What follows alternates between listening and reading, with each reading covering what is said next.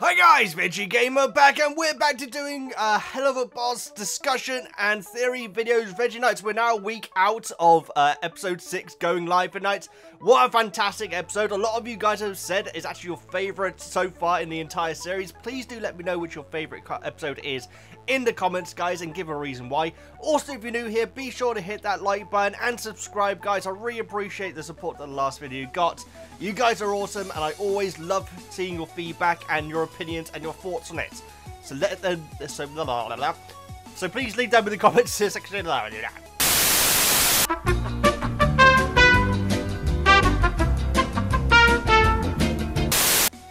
All that being said, guys, episode 6 was a phenomenal episode. It was completely different than we were expecting it to be, but in a good way. It was hilarious, it was very action-packed, and it had that fantastic song, which we'll be discussing a little bit later on in the episode, guys. I know that a lot of other channels have already put out their, what's the word? You know, their breakdown of Blitz's breakdown in the episode. There is one aspect of it, though, which I don't think anyone else has touched on, and I do want to touch on it in this video, guys. If I'm not the first one to touch on it, then please do accept my apology. I try to be original with stuff, but you know what it's like on YouTube. There are so many great channels out there. Obviously, Cartoon Universe and Charles J. Thomas have been putting out videos about their opinions of the episode. Also, another channel which you should check out that doesn't get the love it deserves is Radio Has Been. They've actually helped me out in the past with my channel. We have Moxie and Blitz getting caught right at the start of the episode. It didn't really explain what they were actually doing. I presume they just finished a mission off, or maybe they were looking for something in the bed or something like that. I'm not 100% sure if that's actually explaining it. I don't think it is. But then, obviously, Moxie and Blitz are kidnapped, and it's the job of Luna and who I'm now calling Peggy Sue to go in and rescue them, guys. And whilst they're all tied up, they get this truth serum pumped into their brains.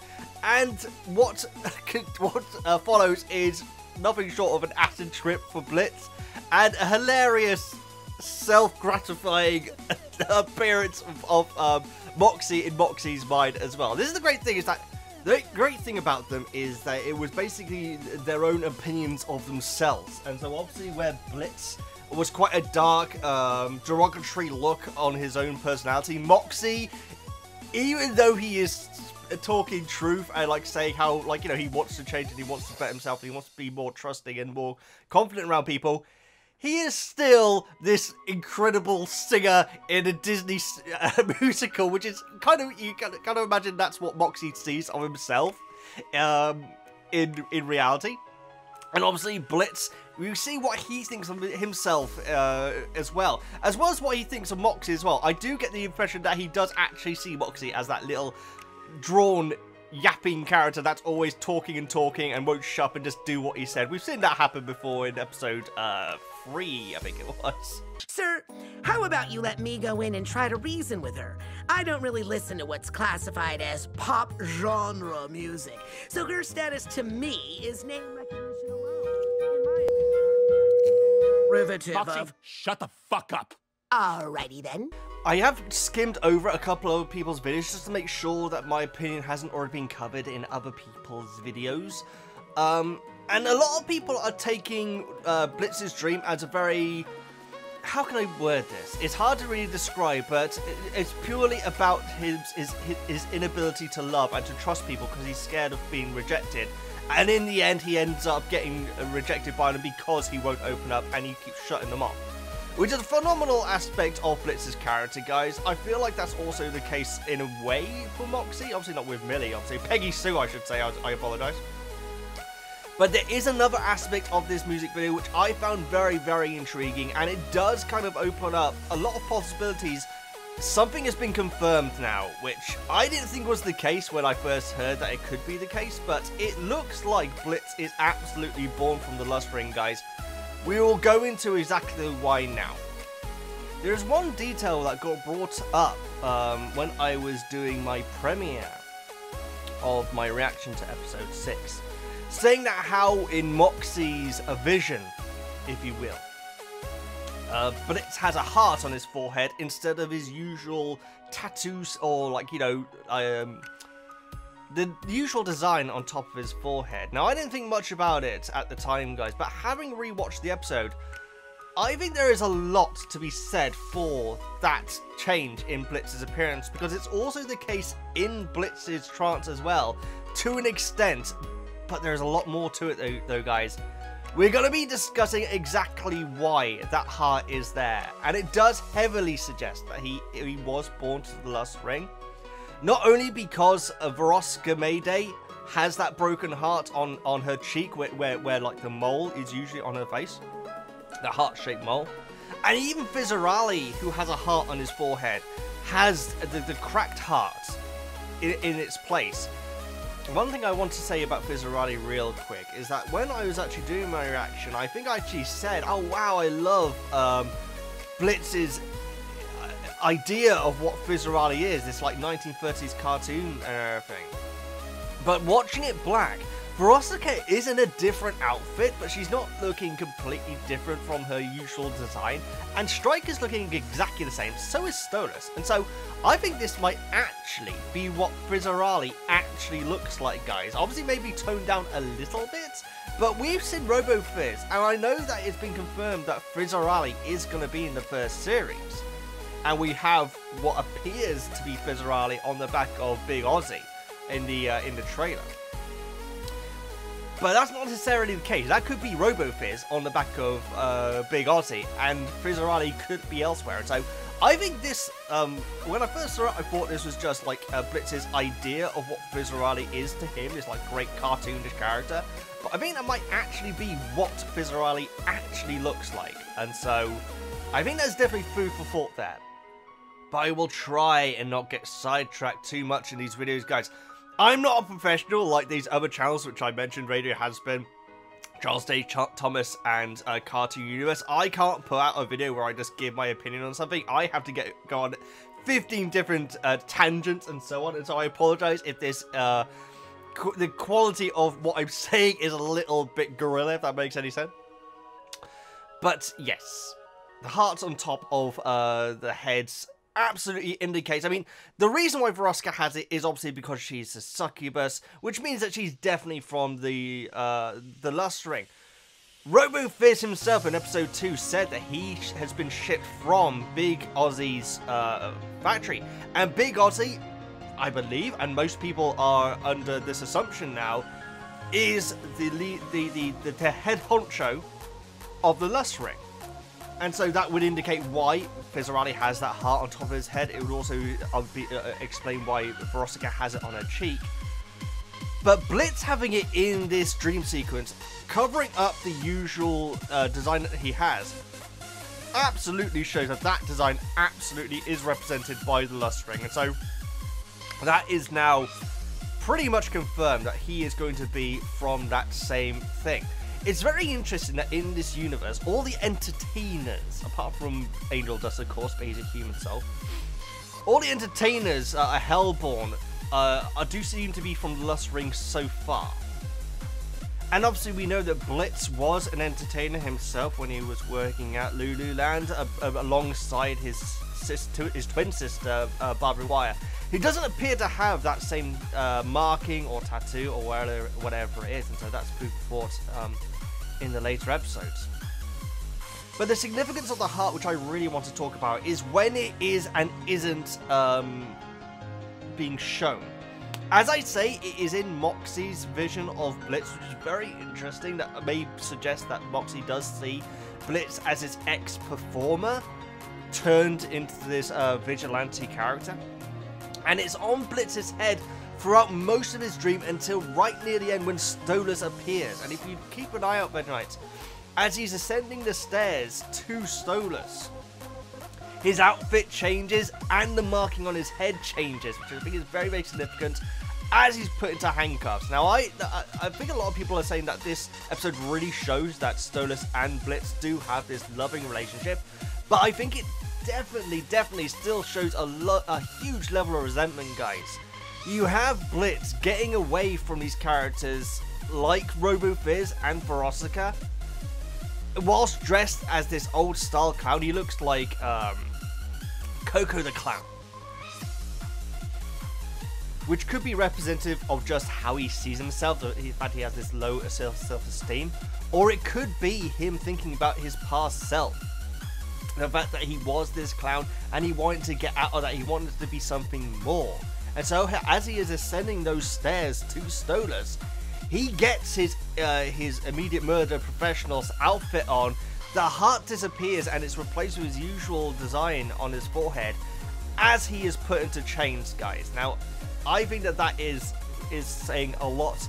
I think it's saying something quite sinister as well as positive. I think that it does definitely show that he does want love with Stolas, but it's also saying that the only way he can get away from being this entertainer clown self that he feels that everyone sees him as is to essentially sell his soul to Stolas.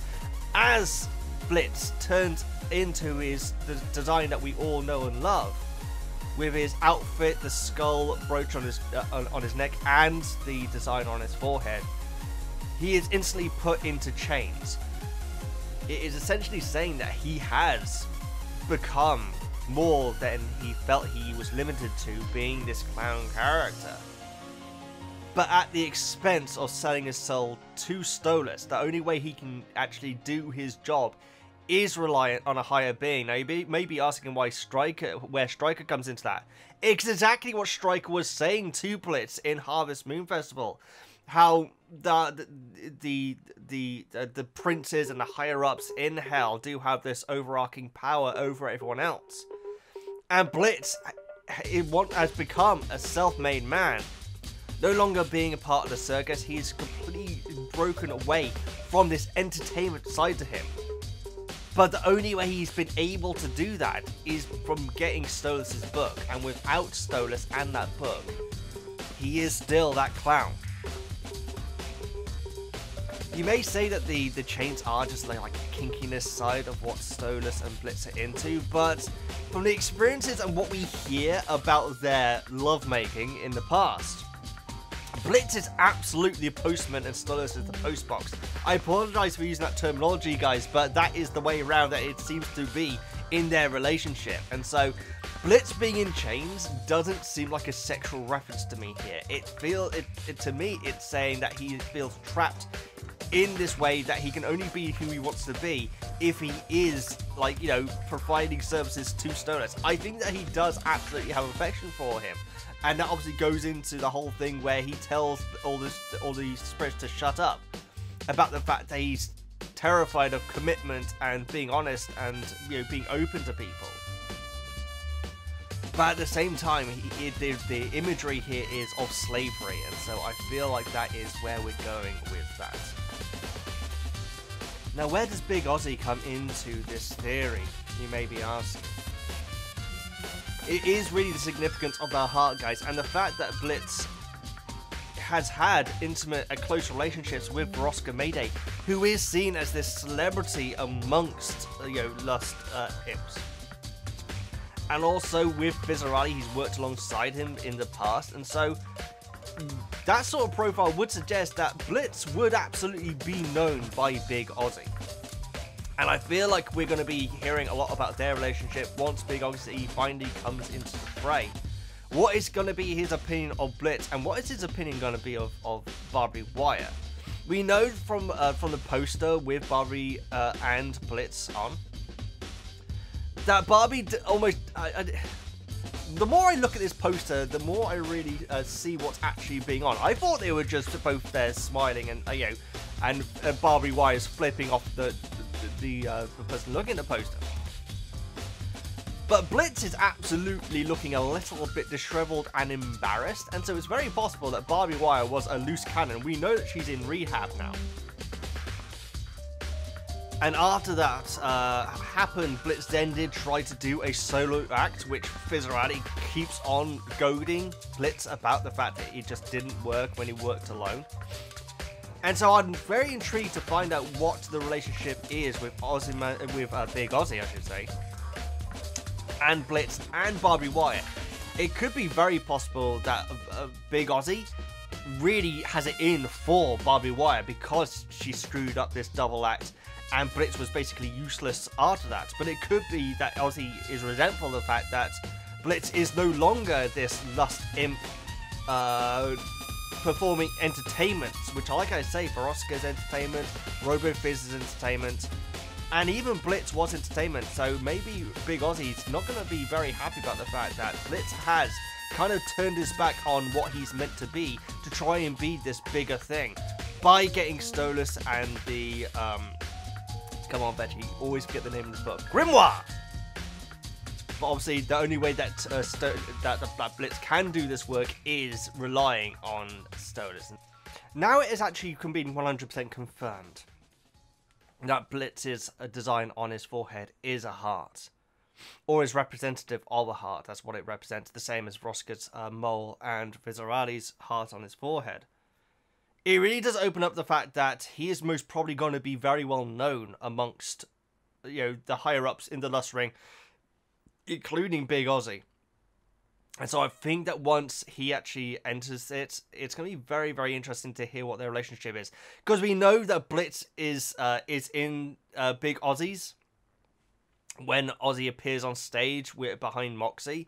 And we know that Veroska's there and Viscerali are there as well. And so I'd be shocked if Ozzie doesn't already know Blitz. And their relationship, if he does already know him, is most definitely very, very rocky. And that could be very well down to Barbed Wire. I do hope that we see Barbed Wire in this series. I think that might be a last episode twist, maybe. But is she going to be a good guy or bad guy, guys? I want to know your thoughts in the comments. Is Barbed Wire... you never know, guys. Maybe Stryker gets to Barbed Wire and uses her to distract Blitz to take this shot on Stolas. So it's gonna be rough, guys. I feel like there is definitely there's definitely a big shock coming up in the last episodes that we have. We have 2 more episodes in this series left, and I feel like we're going to be having a gut punch during it, and so we will find out exactly what that is. Let me know what you think in the comments, guys. I'm sorry that I'm so rambly when it comes to these sort of things. I don't usually do these sort of theory videos, so I want to like branch out and try something a bit new. I'm so sorry that it was all over the place. That's just how I make my videos, but if you do have any feedback, please do let me know in the comments. Like I say, please do hit that like button and subscribe if you're new here. Please like, comment, subscribe. All the good stuff. I'm a Veggie Gamer. Please let me know what your favourite episode of Series 1 of Helluva Boss has been so far, and I'll see you next time.